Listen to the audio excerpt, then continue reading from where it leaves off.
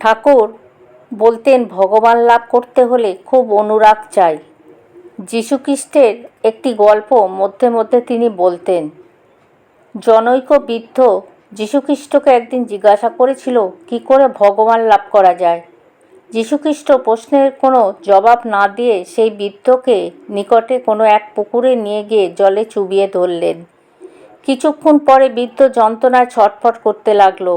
তখন যীশুখ্রিস্ট তাকে জল থেকে তুলে জিজ্ঞাসা করলেন, জলের মধ্যে তোমার কীরকম মনে হচ্ছিল? উত্তরে বৃদ্ধ বলল, দম বন্ধ হয়ে প্রাণ যায় যায় মনে হচ্ছিল।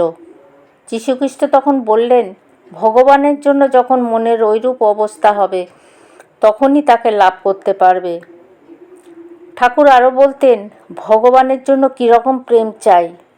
যেমন কুকুরের মাথার ঘা হলে পাগলের মতো ছটফট করে ঘুরে ঘুরে বেড়ায়, ভগবানের জন্য সেইরূপ অবস্থা হওয়া চাই। ঠাকুর বলতেন, ভাবের ঘরে চুরি করতে বড় নিষেধ করতেন। সরল ভাবের লোককে তিনি বড় ভালোবাসতেন।